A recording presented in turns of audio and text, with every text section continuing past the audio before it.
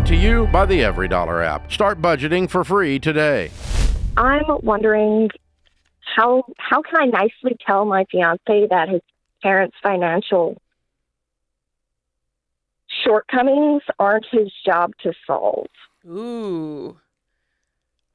I'm looking at John. Yeah, I mean, my first answer would be just to to say back what you just said, to sit down and say, hey, honey, your parents' financial challenges aren't yours to solve.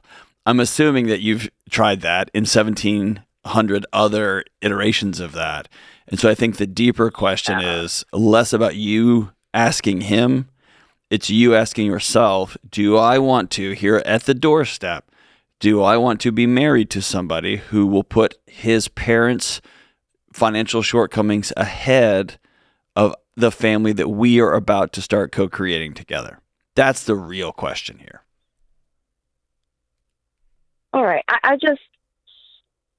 understand some of it, but like, it's at some point we were paying their mortgage. Ooh. And, tell us how the conversation goes when you say what John said, which is, honey, dear, I can't live like this. Your parents, their struggles, they're not your fault. We can't solve them. We've got to solve our own for our own financial piece. What does that conversation look like, and what does he do?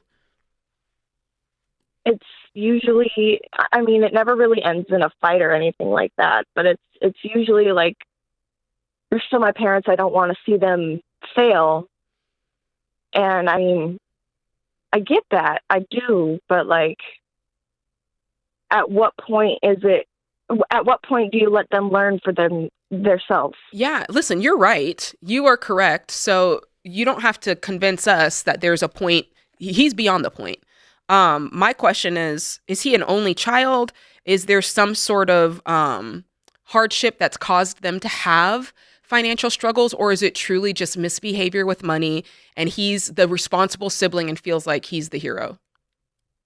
He's the oldest of 4, and no, there isn't really anything that's causing them to lose money. It's like they have a bunch of pets and they can't pay their light bills, so they go out and get a dog, Yeah. Like, yeah. But you have to metabolize that the bigger issue here is not your future in-laws' financial situation. It's that you sat down with your fiance and said, hey, this is a big deal to me, and your choices are impacting our life together. And he said, nah, I don't care. I'm going to keep doing what I'm doing. That to me is the bigger issue here. It's a big deal. And by the way, this will show up again when you'll get married. This will show up again when you'll buy a house. This will show up again when y'all start having kids. Mm-hmm. This kind of indifference to you saying, hey, this is really important to me, and him going, yeah, I don't care. That's going to keep showing up. And you have to ask yourself, am I going to sign up for this for the rest of my life? Listen, what John is saying is so true. Amy, I'll tell you, a piece of advice that my mom gave me when I got married. She said, the behavior you allow now is the behavior you'll allow for the rest of your marriage. And so it was basically saying, if I let this slide now, to John's point, I'm going to keep seeing this type of behavior play out because I've allowed it.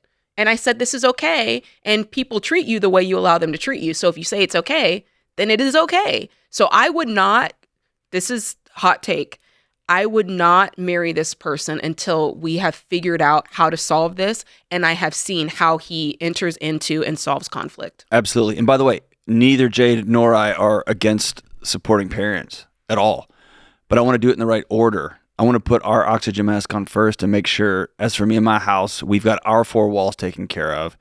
We are able to financially support somebody else. And my guess is that y'all are struggling too financially. Do y'all live together?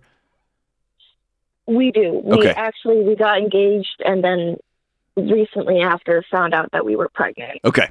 So y'all have your own financial challenges ahead of you, and you're concerned that he's putting money in their account and they're being irresponsible.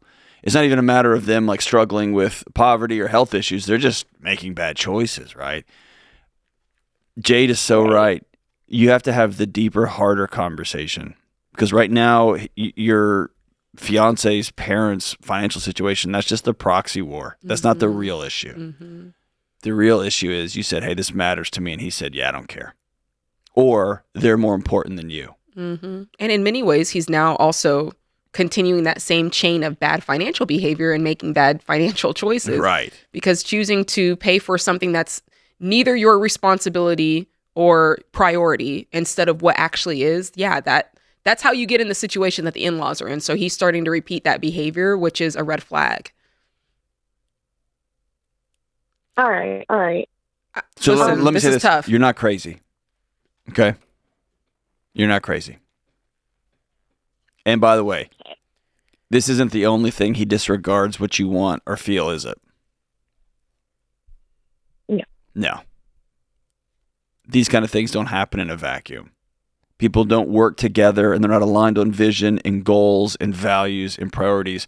And then there's one weird thing over here. That's just not how people operate.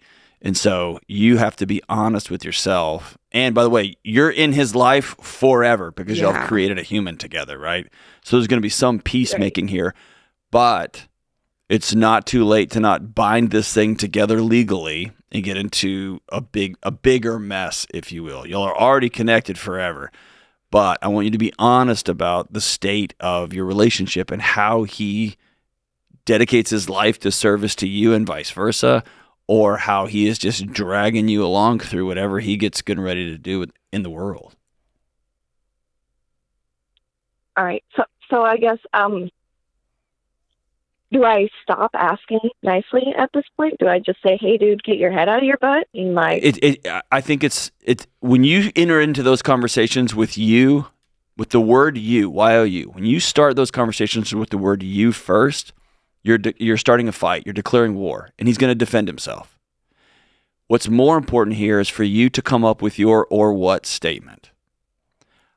I am going to fill in the blank. I will not be married to somebody who puts other people's priorities ahead of ours.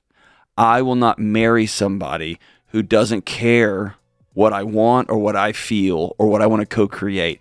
I will not engage in.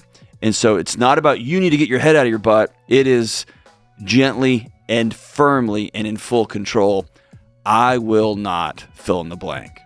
Or I am going to fill in the blank. That's the declaration. And then he gets to decide, does he want to be a part of this thing or not? Create your free every dollar budget today, the simplest way to budget for your life.